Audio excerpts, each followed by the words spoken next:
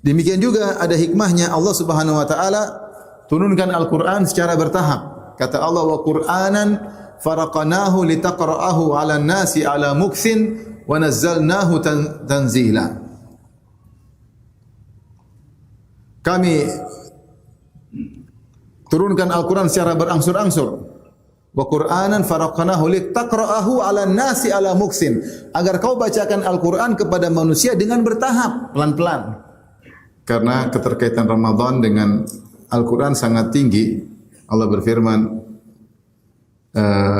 tentang bulan Ramadan, ya, syahrul Ramadan alladzi unzila fihi al-Quran hudan lin-nasi wa bayyinatin minal huda wal furqan faman syahida minkumus syahra falyasum.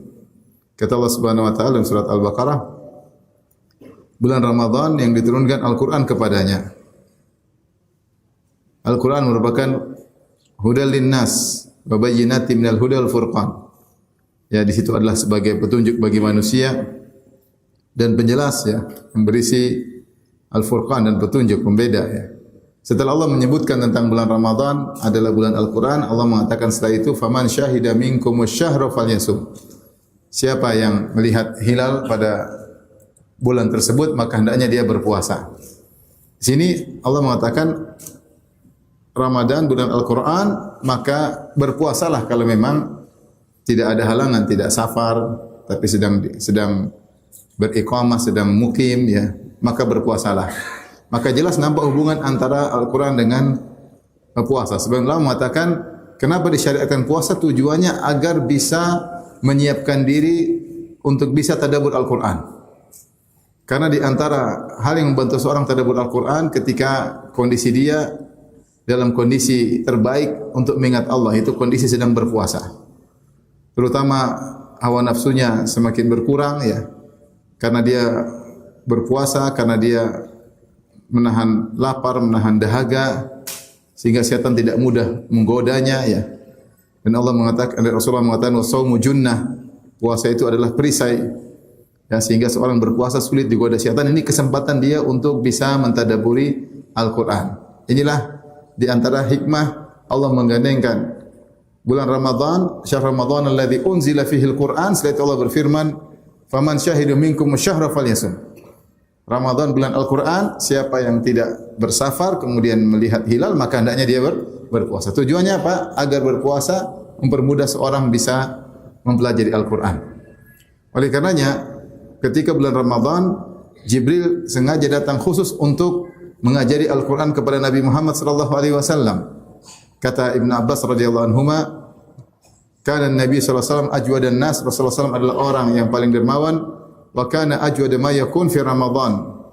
Dan Rasulullah sallallahu di puncak kedermawanan ketika di bulan Ramadan, ya.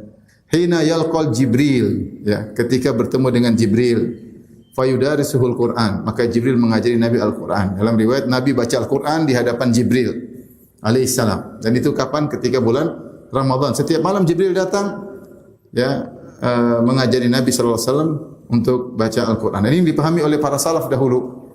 Para ulama dahulu kalau mereka sudah datang bulan Ramadan, bahkan mereka meninggalkan majelis hadis untuk fokus kepada Al-Quran. Seperti dilakukan oleh Imam Malik rahimahullah ta'ala.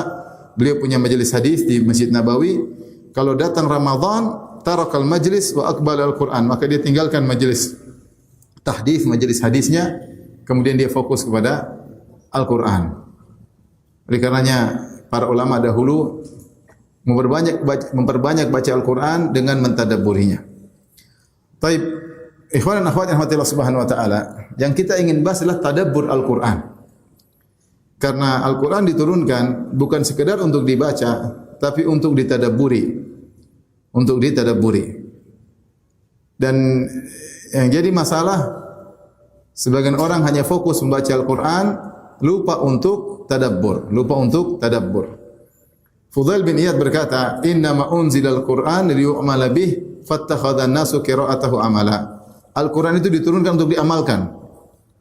Jadi di antaranya agar bisa diamalkan, ditadabburi, harus paham maknanya, apa tujuannya, maksud ayat ini apa, kemudian bisa diamalkan.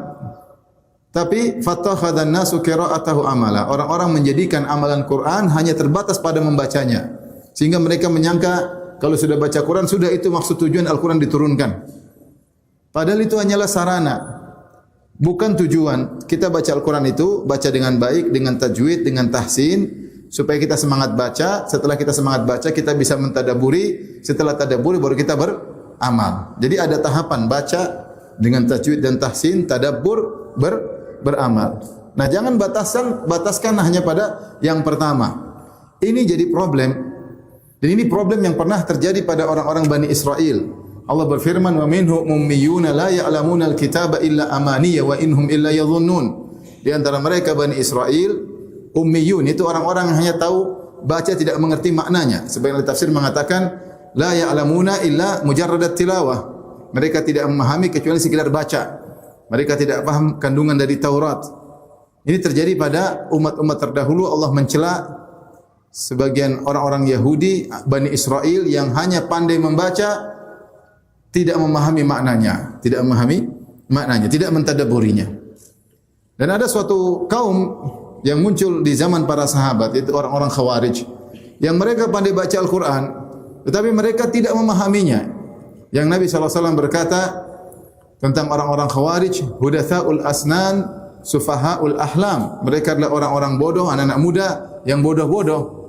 Kemudian yaqra'unal Qur'an la yujawizu taraqiyahum. Mereka baca Al-Qur'an tapi Al-Qur'an tidak melewati kerongkongan mereka. Baca cuma sampai di sini saja. Sekedar suara indah kemudian keluar tapi tidak masuk ke dada. Maksudnya tidak ditadaburi. Tidak ditadaburi. Sekedar baca. Ya, oleh karenanya kita harus merubah cara baca Al-Qur'an kita.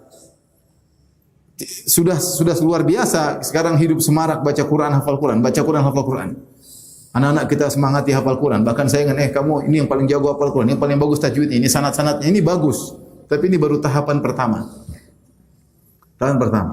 Ketika seorang berlebih-lebihan pada tahapan pertama, sibuk dengan baca Quran, tajwid dan macam-macam, hingga lupa untuk mentadabburi ayatnya, maka ini bermasalah. Bahkan sebagian ulama, ya, bagaimana dikatakan oleh Ibnul Jauzi dalam Talbis Iblis, seorang sibuk memperbaiki tajwidnya sampai berlebih-lebihan dalam tajwid, sehingga lupa dari tujuan belajar tajwid adalah untuk apa? Tadabbur. Saya ulangi, Al-Quran itu baca, kita belajar tajwidnya. Bagus atau tidak? Bagus.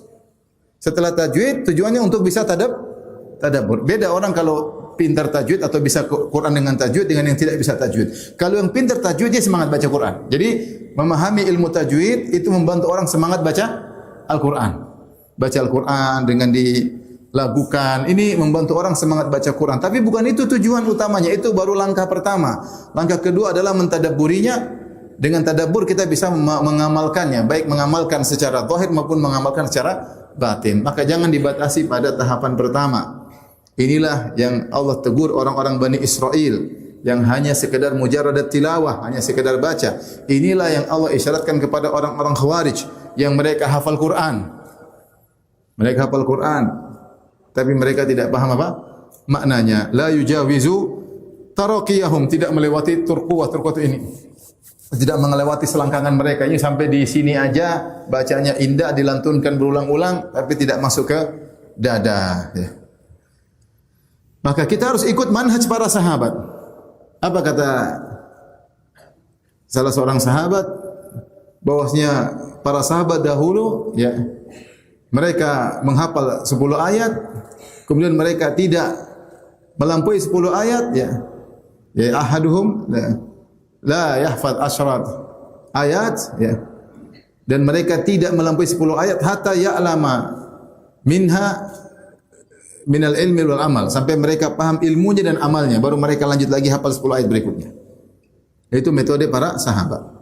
Makanya kalau di antara sahabat ada yang hafal surat Al-Baqarah, maka dia pasti orang alim. Dia pasti orang alim.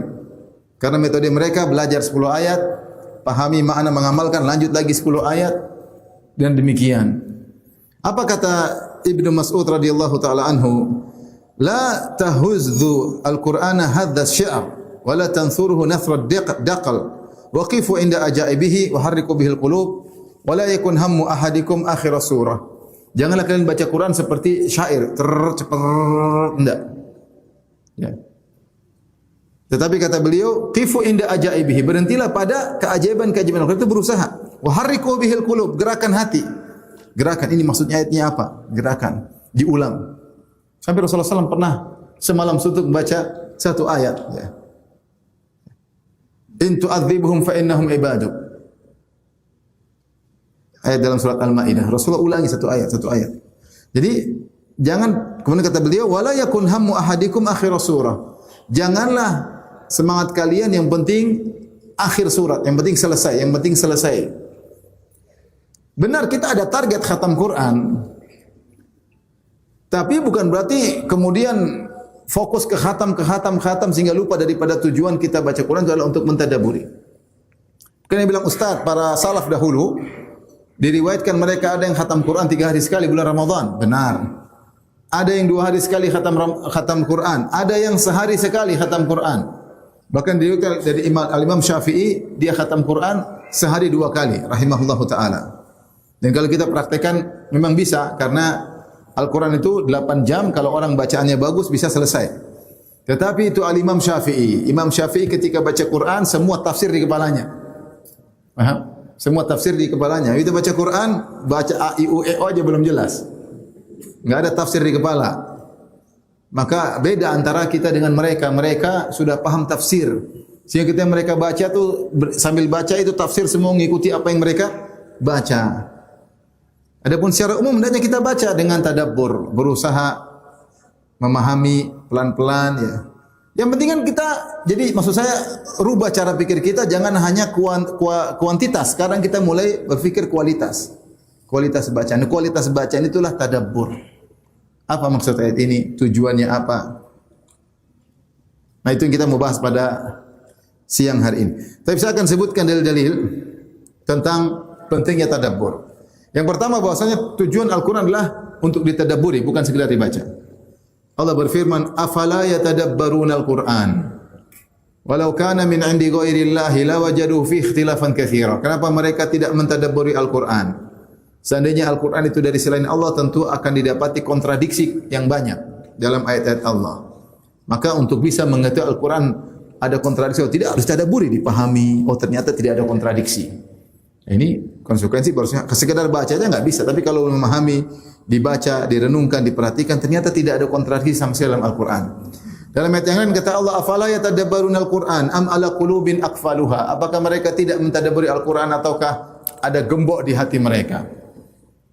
Mereka dengar tapi tidak memahami. Rasulullah bacakan Al-Quran banyak di hadapan orang Quraisy sampai ke telinga mereka, namun mereka tidak memahami. Seakan-akan ada gembok yang menggembok hati mereka, sehingga Al-Quran tidak bisa menembus dalam hati mereka. Makanya Allah mengatakan, am ala qulubin aqfaluha. Ataukah ada gembok? Harusnya kalau mereka tadabbur bisa. Cuma orang Quraisy tidak mau tadabbur. Mereka dengar angin lalu, masuk telinga kanan, keluar telinga kiri. Bahkan belum masuk telinga sudah keluar. Kalau mereka mentadabburi, itu gembok akan pecah. Allah mengatakan, walau anzalna hadzal qur'ana ala jabalin la ra'aitahu khashi'an mutasaddian min khasyatillah. Seandainya kami turunkan Al-Quran ini kepada gunung batu yang keras, la ra'aitahu khashi'an, kau akan lihat batu tersebut, gunung batu tersebut akan khusyuk, takut, mutasaddian, akan hancur, min khasyatillah, karena takut kepada Allah Subhanahu wa taala. Wa tilkal amsal nadribuha lin-nasi la'allahum yatafakkarun. Dan demikianlah perumpamaan kami berikan kepada manusia agar mereka berfikir. Allah berfirman, bayangkan Al-Quran begitu dahsyatnya. Seandainya gunung batu itu adalah makhluk yang berfikir dan dia merenungkan tentang Al-Quran yang begitu hebatnya, dia akan hancur karena takut kepada Allah, karena kandungan yang ada dalam Al-Quran. Seandainya orang-orang Quraisy mereka mentadabburi Al-Quran, maka gembok itu akan hancur dan Al-Quran akan masuk dalam hati mereka. Namun mereka tidak mau. Mereka tidak mau mentadabburi. Mereka tidak mau mentadabburi, sehingga mereka berpaling dari Al-Quran. Jadi Allah mencela orang musyrikin karena tidak mau tadabbur apa? Al-Quran. Dan jadi Allah firman, kitabun anzalnahu ilaika mubarakun liyadabbaru ayatihi waliyatadzakkar ulul albab. Kitab Al-Quran ini anzalnahu ilaika, kami turunkan kepada engkau Al-Quran tersebut, mubarak, kitab yang penuh dengan keberkahan. Buat apa? Liyadabbaru ayatihi, agar mereka mentadabburi ayat-ayatnya.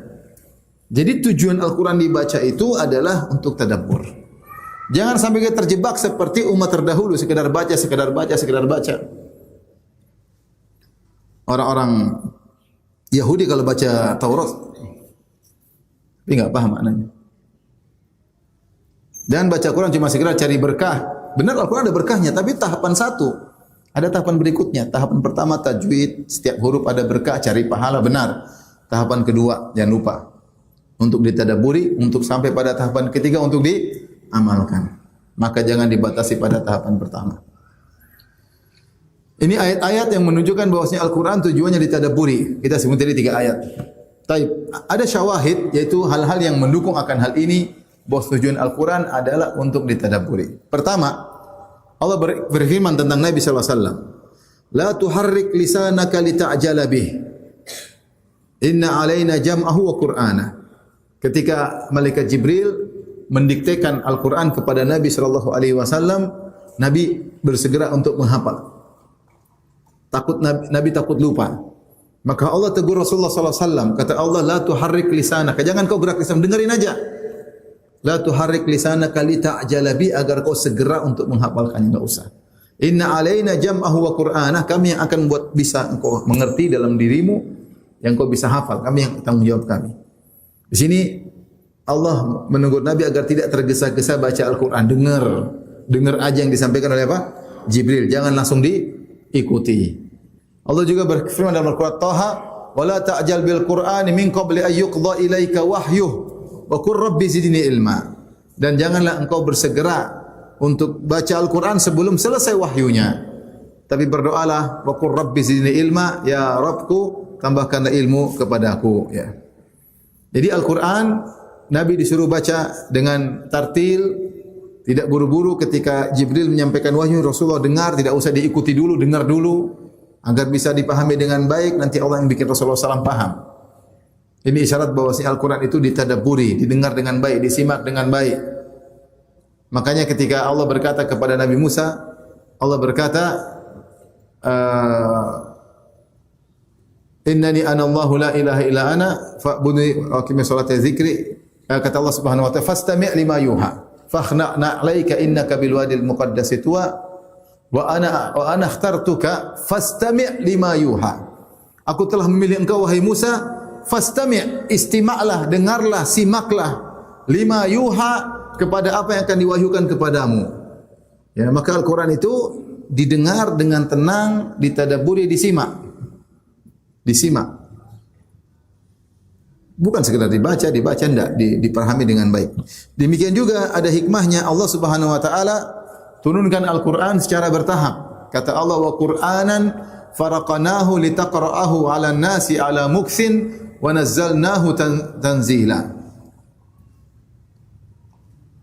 Kami turunkan Al-Quran secara berangsur-angsur. Wa Qur'anan faraqnahu litaqra'ahu 'alan nasi 'ala muktsin, agar kau bacakan Al-Quran kepada manusia dengan bertahap, pelan-pelan. Kalau Al-Quran sekaligus susah untuk dipahami, tapi ada masalah, ada ayat, sehingga ayat tersebut benar-benar dipahami dengan dalam.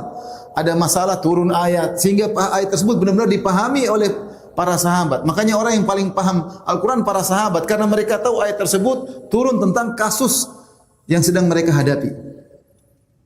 Turun ayat perlahan, turun surat perlahan, turun ayat satu demi satu.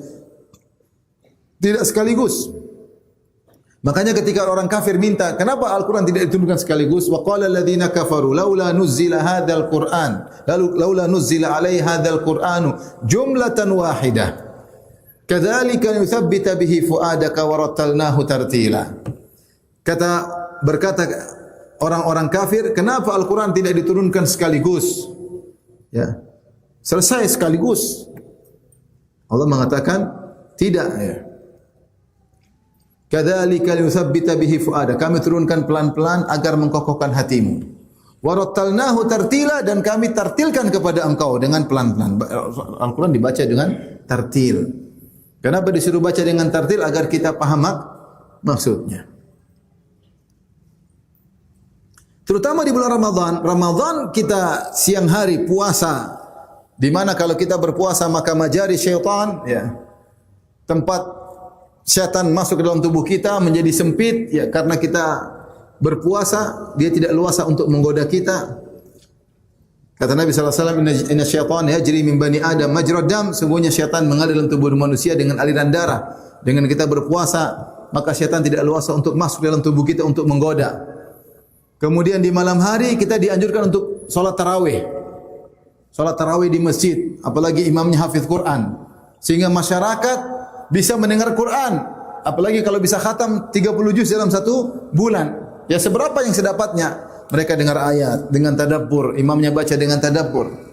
Tujuannya agar benar-benar masuk Al-Quran tersebut dalam hati masyarakat dengan baca sendiri di siang hari atau dengan salat tarawih ketika jadi imam atau jadi makmum.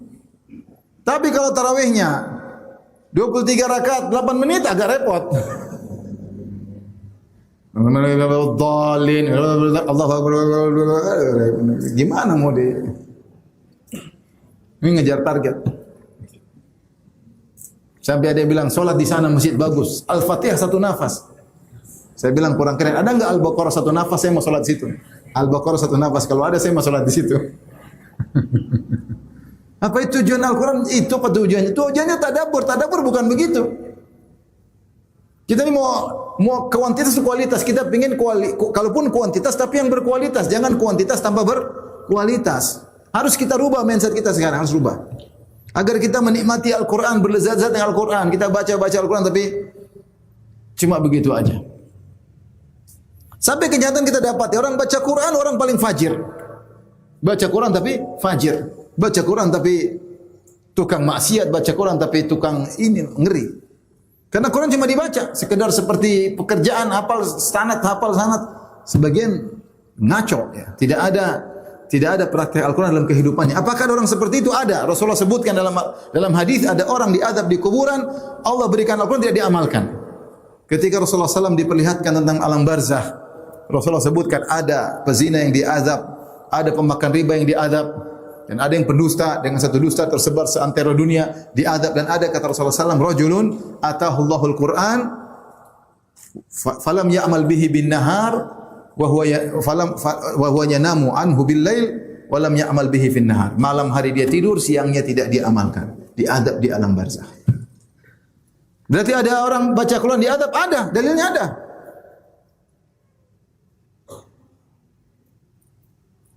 Subhanallah.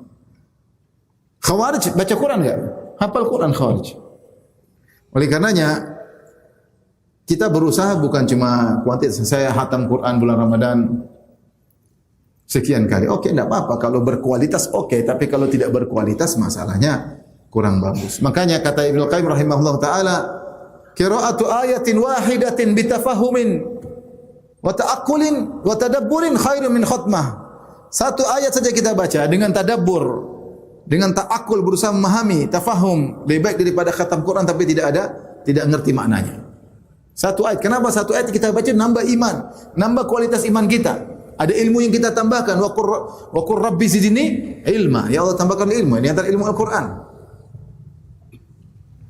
Maka ini di antara hikmahnya kenapa Allah turunkan Al-Quran sedikit demi sedikit agar bisa dipahami. Tidak sekaligus repot, sedikit. Sesuai dengan kejadian-kejadian sehingga dihayati ayat-ayat tersebut dihayati oleh para sahabat. Demikian juga Allah berfirman, Allahu nazzala ahsanal hadithi kitaban mutasyabihan mathaniya taqsha'iru minhu juludul ladzina yakhshawna rabbahum. Kata Allah Subhanahu wa taala dalam surat Az-Zumar, Allah menurunkan ahsanal hadits, ya, yaitu Al-Qur'anul Karim, pembicaraan yang terbaik. Mutasyabihan, yang ayatnya mirip-mirip, semuanya ayatnya indah luar biasa, semuanya mukjizat. Kemudian kata Allah, mathaniya, yang kami ulang-ulang. Al-Quran kenapa diulang-ulang kontennya? Agar kita selalu merenungkan hal tersebut. Kita baca saja kisah Nabi Musa dalam banyak surat. Surat Al-Baqarah ada, surat ini ada, tapi selalu Allah bawakan dengan lafal-lafal yang berbeda-beda, dan selalu setiap surat ada tambahan makna yang tidak disebutkan pada surat yang lain. Memang sengaja Allah ulang-ulang agar kita bisa mengambil pelajaran. Ya. Makanya hampir surat-surat ada tentang hari kiamat, ada wejangan, sehingga setiap kita baca Quran kita belajar lagi, kita belajar lagi. Nanti baca surat lain ada juga makna-makna tersebut. Karena hati ini sering lupa, sering lalai. Kalau tidak diulang-ulang, maka di antara sifat Al-Quran memang diulang-ulang. Mathaniya itu diulang-ulang. Kontennya diulang-ulang tapi dengan lafal yang berbeda, dengan uslub yang berbeda, dengan tambahan makna yang tidak terdapat pada surat yang lain.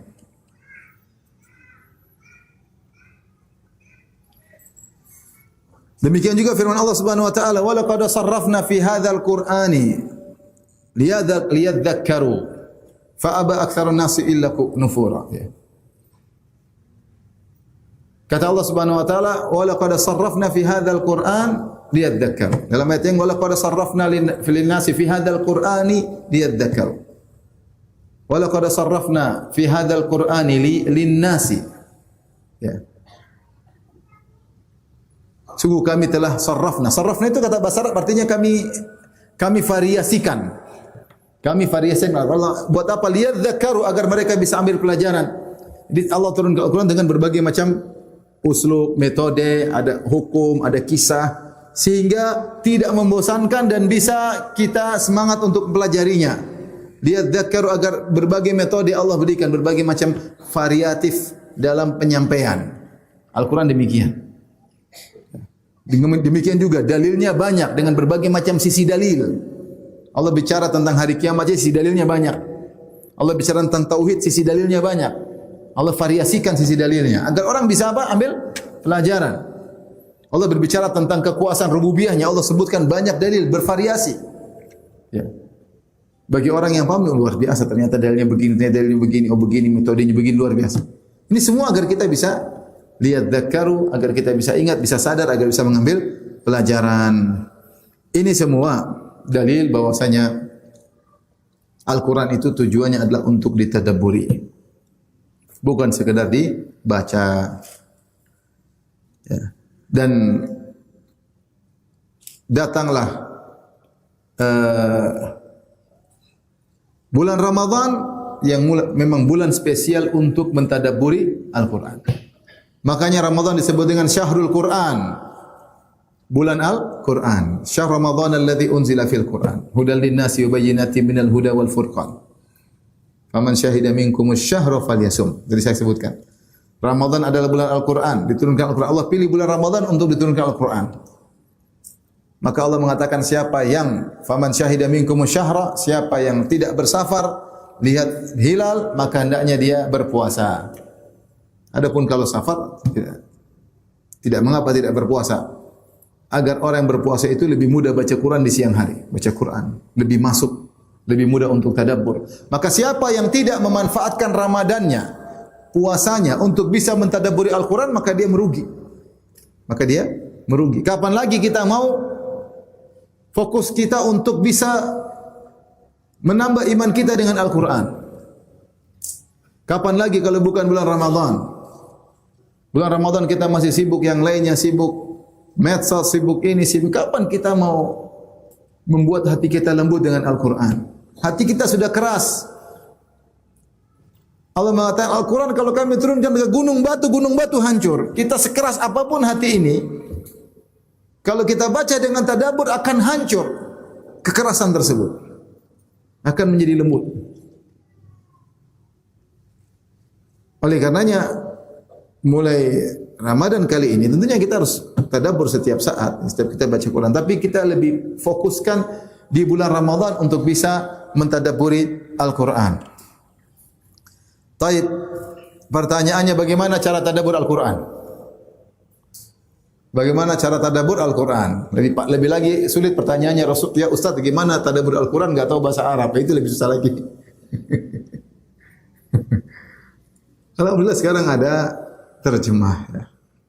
Maka kemarin saya sempat sampaikan dalam pengajian, Bapak Ibu sekalian, biasanya target Ramadan khatam Quran baca doang. Sekarang naikkan kualitas. Sekali khatam Quran dengan terjemahannya. Naikkan kualitas. Yang saya pernah baca Quran dengan terjemahannya semua. Nanti kalau sudah bisa selesai Quran terjemahannya, coba naikkan Quran dengan tafsir singkat. Kifu inda ajaibihi, kata Ibnu Mas'ud, berhentilah pada keajaiban Al-Quran. Cari hidayatul Quran, petunjuk-petunjuk Al-Quran. Al-Quran ini, ayat ini buat apa sebenarnya? Apa yang bisa saya kaitkan dalam kehidupan saya sehari-hari? Nanti kita akan bawakan contoh. Bosnya ayat-ayat itu luar biasa. Cuma kita yang kurang dalam mendalami makna kandungan Al-Quran tersebut. Harriku bihil qulub. Gerakan hati dengan baca Al-Quran. La yakun hammu ahadikum akhir surah. Jangan jadikan yang penting target selesai, yang penting selesai. Enggak. Bukan ini target kualitas membaca Al-Quran. Ingat perkataan Ibnu Qayyim, satu ayat dibaca dengan tadabbur lebih baik daripada khatam Quran tapi tidak tadabbur. Berusaha ayat-ayat baca satu demi satu. Minimal baca terjemahannya. Jadi bagaimana cara tadabbur? Pertama, kalau baca Quran, ta'awudz, a'udzubillahi minasyaitonir rajim. Aku berlindung kepada Allah dari godaan syaitan yang terkutuk. Kenapa? Karena syaitan memang buat kita baca Quran biar kita malas. Pertama malas agar pikiran kita kemana-mana.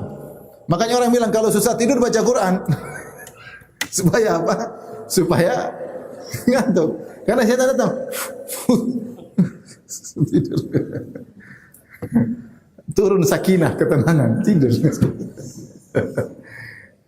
Makanya baca Quran, a'udzubillahi minasyaitonir rajim. Bismillahirrahmanirrahim. Kalau kita baca awal surat, kalau tidak baca awal surat enggak perlu baca Bismillahirrahmanirrahim. Kita baca lanjutin tengah surat Al-Baqarah, baca saja apa? A'udzubillahi minasyaitonir rajim. Baca bismillah juga boleh. Tapi yang dianjurkan adalah ta'awudz. Ya.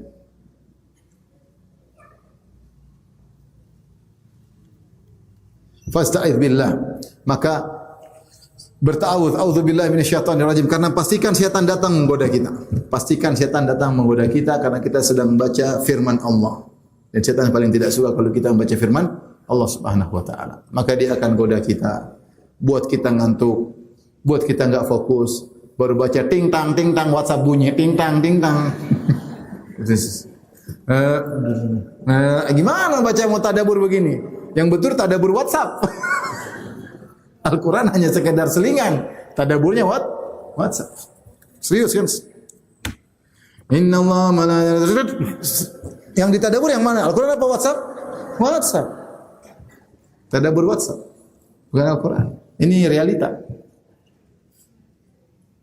Maka a'udzubillahi minasyaitonir rajim. Kalau baca awal surat kita baca Bismillahirrahmanirrahim. Ya. Dengan mengharap rahmat Allah kita baca Al-Quran. Dan Al-Quran adalah salah satu rahmat Allah terbesar untuk hamba-hambanya. Allah berfirman, Ar-Rahman 'allamal Qur'an khalaqal insan 'allamahul bayan. Dalam Al-Quran namanya surat Ar-Rahman. Ar-Rahman itu Maha Pengasih. Ketika Allah menyebutkan dalam ayatnya Ar-Rahman, Allah yang Maha Pengasih, kemudian Allah sebutkan di antara dalil argumentasi atau konsekuensi dari Allah adalah Ar-Rahman, Allah mengatakan 'allamal Qur'an. Karena Allah adalah Ar-Rahman yang Maha Pengasih, yang Maha memberi rahmat kepada hamba-hambanya, maka Allah ajarkan Al-Quran kepada hamba-hambanya. Maka siapa yang semakin memahami Al-Quran dengan baik, semakin banyak rahmat Allah yang dia dapatkan. Wa nunazzilu minal Qur'ani ma huwa syifaa'u wa rahmatul lil mu'minin. Kami turunkan Al-Quran yang Al-Quran adalah obat dan rahmat bagi kaum mukminin. La'allakum turhamun. Kalau dibacaan Al-Quran maka dengarlah, simaklah. Semoga kalian dirahmati. Dengar aja dapat rahmat Allah. Bagaimana kalau kita baca? Maka niatkan saya baca Quran untuk mendapatkan rahmat Allah. Rahmat Allah maksudnya kita disayang. Sayang oleh Allah Subhanahu wa taala. Caranya dengan niat baca Quran agar dapat rahmat dari Allah Subhanahu wa taala. Kemudian juga di antaranya berniat ketika baca Quran untuk al-ihtida, untuk dapat hidayah. Allah berfirman, Alif Lam Mim, dzalikal kitabu la raiba fihi hudal lil muttaqin. Dalam ayat yang hudal lin nasi wa bayyinatin minal huda wal furqan. Dalam ayat yang lain hudal lil muttaqin, dalam ayat yang hudal lin nas. Petunjuk bagi orang bertakwa, petunjuk bagi manusia. Nah, baca Quran niatnya agar dapat apa? Petunjuk. Niatnya agar dapat petunjuk. Bagaimana petunjuk dari ayat ini? Kalau kita berniat, Allah akan bukakan hati kita sehingga banyak makna-makna. Ayat satu ayat itu maknanya banyak. Tidak akan pernah habis makna ayat. Kita baca buku tafsir, mungkin ratusan buku tafsir sudah ada. Tapi kalau kita baca satu dengan lain pasti tidak bisa mewakili. Buku tafsir terbesar misalnya sekarang Tabari, tafsir Ibnu Jarir Tabari, tidak bisa mewakili yang lainnya. Setiap buku tafsir punya subhanallah. Kita baca, pasti ada yang tidak didapat di tafsir-tafsir yang lain. Metode penyampaian tafsirnya juga berbeda-beda. Luar biasa, makna tidak habis-habisnya. Allah berikan berkah, Allah bukakan cakrawala bagi orang-orang yang berniat untuk mendapatkan hidayah dari ayat-ayat Allah Subhanahu wa taala. Jadi niatkan untuk bisa dapat petunjuk dan niatkan untuk bisa mengamalkan apa yang kita baca. Lihatlah Nabi SAW ketika ditanya tentang akhlaknya, apa kata Aisyah radhiyallahu taala anha? Kana khuluquhu Al-Qur'an. Akhlak Nabi adalah apa? Al-Qur'an. Akhlak Nabi adalah Al-Qur'anul Karim. Kita maksudnya apa? Antum baca Al-Qur'an, semua ayat yang antum baca tentang akhlak, tentang adab, tentang iman, tentang takwa, tentang meninggalkan maksiat, tentang semua itu Nabi sudah kerjain. Semua itu ada pada Nabi. Semua itu ada pada Nabi. Nah, berarti Al-Qur'an itu bisa membuat kita beramal baik. Sampai ada yang mengatakan Al-Qur'an itu seperti kawan. Semakin kau dekat dengan dia, dia semakin membuka rahasianya. Iya enggak? Kalau baca sekilas enggak terbuka rahasia. Tapi kalau dekat terus, sering dibaca, sering dikorek-korek, akhirnya dia buka apa? Rahasianya. Maka rahmat semakin banyak masuk dalam hatimu. Banyak sekali makna-makna yang masuk dalam hatimu. Mulailah berubah cara hidupmu, mulailah berubah cara berfikirmu, mulailah berubah cara pandangmu, mindsetmu berubah ketika kau sering bergaul dengan Al-Quran. Tapi dengan dibaca, direnungkan, dengan niat untuk mendapat hidayah.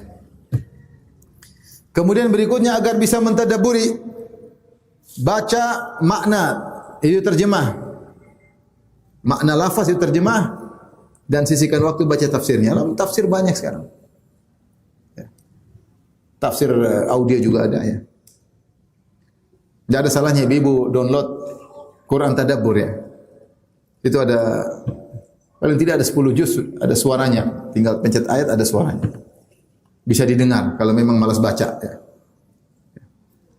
Dengar ayat maksud apa ayat ini, ada tafsirnya. Dengar, itu membantu kita untuk mentadabburi ayat Al-Qur'an.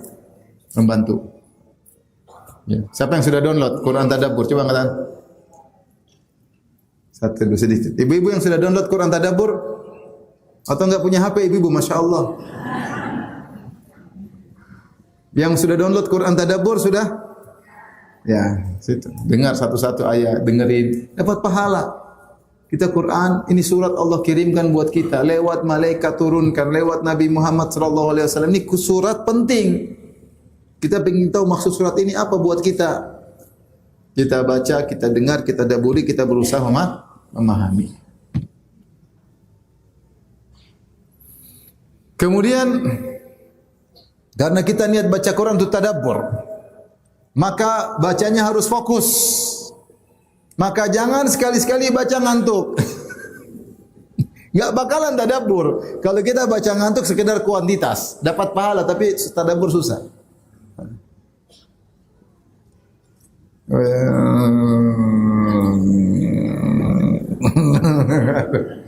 Susah. Gimana mau tadabbur? Mimpi. Tadabbur mimpi. Baca Quran jangan ngantuk. Kalau minum kopi enggak apa-apa. Minum kopi, minum kahwa. Ya, semangat ya. Pakai obat tetes mata. Beneran. Ini saya enggak main-main. Saya punya kawan Masya Allah bulan Ramadan dia baca Quran fokus, taruh Quran tempat dia pilih Quran yang bagus, kasih tempatnya, dia duduk dengan rapi, dia bawa obat tetes mata. Beneran. Dia tetes kalau ngantuk dia baca dengan serius. Dulu disebutkan dalam biografi Syekh Abdurrahman bin Nasir Sa'di, kalau salat malam dia kahwa, pakai kopi. Biar tidak ngantuk salat malam minum kopi. Minum kopi lagi, Masya Allah. Kalau istri soleha siapkan kopi. Kalau enggak soleha ajak tidur lagi mas. Semangatin suami salat malam, siapin kopi. Siapa enggak semangat suaminya salat malam, istrinya bikin kopi di malam hari. Luar biasa. Kopi mas, bismillah, Masya Allah. Apalagi dia yang tuangin, luar biasa. Coba dicoba, indah. Ibu-ibu, dengar enggak tadi? Pura-pura enggak dengar ya. Jadi jangan ngantuk kalau baca Quran. Kalau baca Quran enggak bakalan bisa tadabbur, bisa kuantitas doang baca ulang lagi ya, insya Allah dapat pahala juga. Cuma bukan itu yang dimaksud. Kita baca kualitas. Terus latih diri. Memang baca Quran itu setannya banyak. Jadi baca Quran sedikit, aduh berat. Kaku ini, kaku. Kalau nyanyi 2 jam enggak kaku-kaku, baca Quran gini-gini setengah mati. Ada setannya. Nah, perlu dilatih. Ustaz, kenapa kita berat tadabbur? Karena kita terlalu lama meninggalkan Al-Quran. Baca Quran Ramadan doang. Ramadan berhenti. Sibuk, balik lagi ya sudah. Kita iman perlu di maintenance. Kemampuan baca Quran, ketertarikan Al-Quran perlu di maintenance. Maka setiap hari kita baca Quran, jangan sampai tidak baca meskipun 1 halaman, tapi kita biasakan baca Quran dengan tadabbur. Meskipun cuma beberapa ayat per hari, tapi kita continue. Kata Nabi SAW, ahabbul amali ilallah adwamuha wa inqal. Amalan yang paling dicintai oleh Allah adalah yang paling berkesinambungan meskipun apa? Sedikit. Jadi baca jangan sambil ngantuk. Yang kedua, baca dengan mematikan pengganggu medsos. Baca Quran HP-nya dimatiin. Kalau mau fokus. Kalau enggak susah. Baca Quran bunyi ting ting. Kita akan mendahulukan medsos daripada Al-Quran. Repot. Udah, matikan baca. Terselesai target yang kita inginkan, tambah iman, tambah takwa. Kita kalau baca tadabbur, selesai baca, coba periksa hati. Pasti lebih bahagia daripada sebelum baca. Pasti. Tidak nanti-nanti, langsung. Langsung. Ibu baca bangun malam hari, minum kopi, segar baca Quran, baca ayatnya, baca terjemahnya, baca ayatnya, baca terjemahannya. Setengah jam baca, pasti lebih bahagia, pasti. Tidak menerima penundaan, langsung bahagia, hati langsung berubah.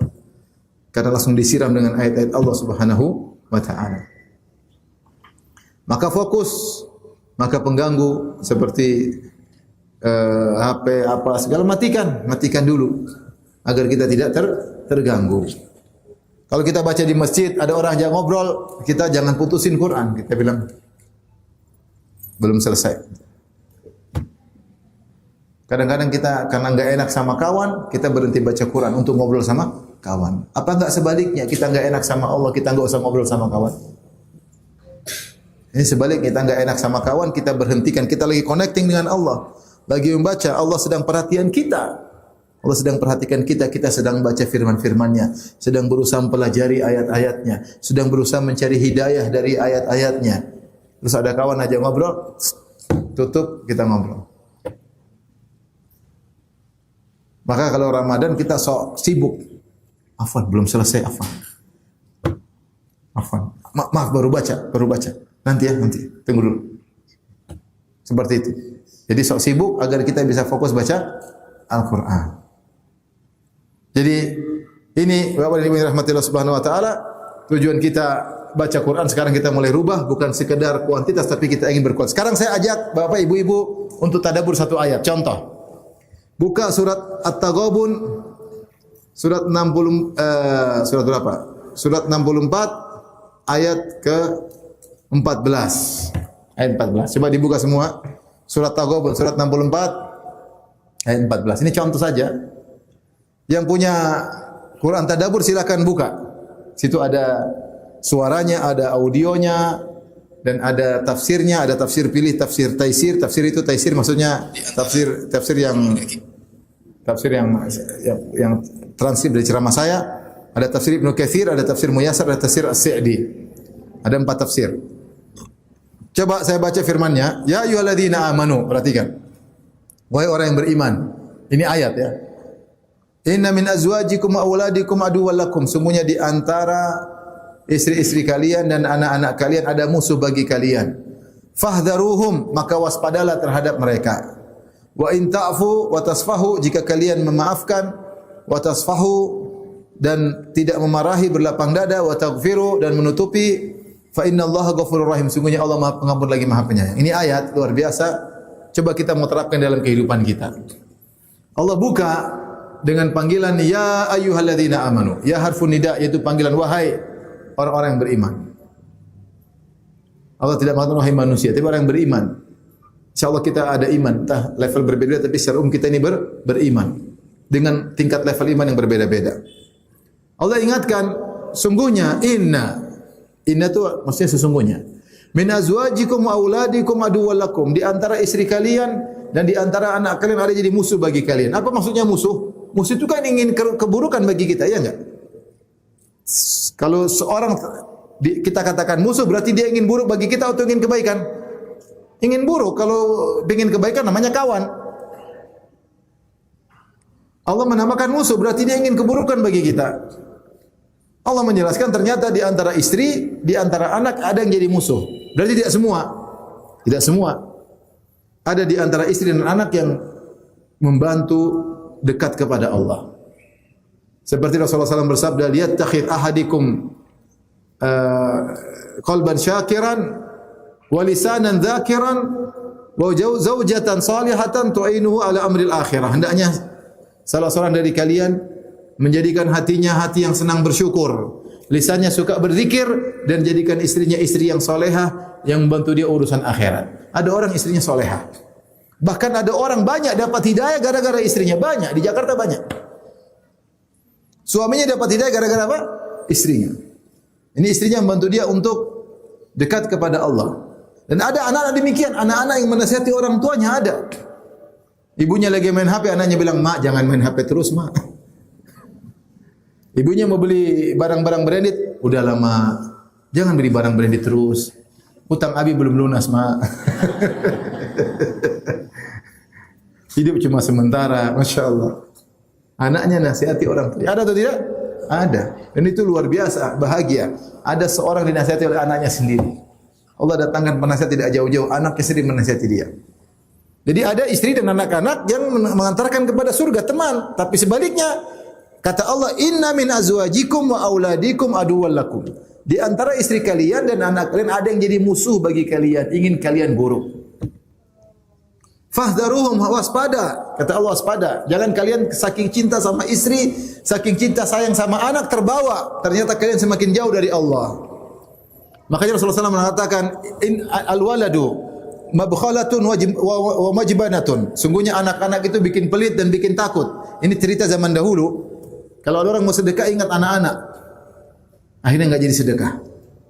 Anaknya pengen ini, pengen anu, pengen enggak jadi sedekah. Padahal sedekah aja. Dia enggak jadi sedekah, katanya harus safety dulu buat anak-anak, saving harta buat apa? Anak-anak. Anak-anak harus punya tabungan sekian. Akhirnya jadi pelit. Pelit bukan cuma sama orang lain, bahkan sama ibunya pelit, sama kerabatnya pelit gara-gara terlalu sayang sama anak. Wa majbanatun, bikin jadi takut. Sebagian orang ingin berjihad enggak jadi jihad gara-gara mikir anak, kalau saya mati gimana anak saya. Dia tidak tawakal, akhirnya jadi penakutnya zaman dahulu. Ya, Rasulullah sebutkan ada anak-anak bikin terjerumus. Bukankah dalam ayat Allah berkata, ya, fantalaqa hatta idza laqiya gulaman faqatala. Qala aqatalta nafsan zakiyatan bighairi nafsin laqad ji'ta syai'an nukra. Ketika Musa dan Khadir berjalan menemui seorang anak, kemudian Khadir bunuh anak ini. Maka Musa peringatkan, kenapa kau bunuh anak ini? Jadi ada salah. Akhirnya Nabi Khadir cerita, wa ammal gulamu fakana abawahu mu'minaini fakhashina ayyurhiqahuma tughyana wa kufra. Adapun anak yang saya bunuh tersebut, anak remaja, anak kecil tersebut, kedua orang tuanya orang mukmin, dan aku khawatir ini anak menjerumuskan kedua orang tuanya dalam perbuatan zalim atau dalam kekufuran. Fa aradna ayyubdilahuma rabbuhuma khairan minhu zakata wa aqraba ruhma. Maka aku ingin Allah gantikan anak ini dengan anak yang lebih soleh dan lebih sayang kepada kedua orang tuanya. Lebih soleh, wa aqrabu ruhma, dan lebih sayang kepada kedua orang tuanya. Jadi seandainya anak ini hidup akan menjerumuskan kedua orang tuanya tughyan, pada sikap berlebihan dan pada kekufuran. Jadi ada anak yang menjerumuskan orang tuanya, ada. Dan ada istri juga demikian, yang menghalangi suaminya dari kebaikan. Suaminya mau berbakti sama ibunya, ibunya udah tua, mau dibelikan mobil Alphard. Kata istrinya, ngapain sayang? Ibu bentar lagi udah Avanza. Akhirnya dia nurut. Istrinya Mercy, ibunya apa? Avanza. Ramadan mengirim uang ibu 10 juta. Ngapain mas? Ibu ngapain 10 juta duitnya? Makan sedikit aja, ibu nggak bisa makan banyak-banyak lagi. Akhirnya jadi 100.000. Kurang ajar siapa? Istrinya. Musuh ini, musuh. Menghalangi seorang dari berbakti kepada kedua orang tua. Benar nggak ibu-ibu? Ada yang bilang benar, ada yang nggak benar. Allah Maha tahu. Ya. Jadi ada istri yang merayu suaminya, akhirnya beli barang-barang branded. Mas, ini beli ini mas, beli ini mas. Karena istrinya terjebak pada circle circle branded. Akhirnya maunya harus sepadan dengan yang teman-temannya. Temannya pada beli ini dia harus sama, temannya beli sama. Kalau enggak dia merasa terkucilkan, dia minder, hidup dalam khayalan, lifestyle yang merusak. Akhirnya suaminya keluar duit, beli. Dia binasa hari kiamat, dihisab enggak bisa jawab. Sudah beli ini, dompet sampai 5, bayangkan. Dompet sampai 5, sepatu sampai 7, tas sampai 12. Ngapain tas banyak-banyak? Emang sekali jalan bawa 12 tas langsung. Suaminya terjebak. Sehingga harusnya itu bisa buat bantu janda, malah buat bantu anak yatim, malah buat beli tas yang enggak ada faedahnya. Coba kalau buat bantu janda dan anak yatim, ada faedahnya enggak? Ada pahalanya. Siapa yang menghalangi suaminya? Istrinya. Akhirnya duitnya habis, hisabnya susah. Harusnya itu duit, itu branded kalau dikumpulin bisa bikin masjid. Subhanallah, saya kenal TKI TKW. Saya kenal udah lama. Bikin masjid di Indonesia bisa kerja keras. Bikin masjid, bayangkan TKI TKW bikin apa?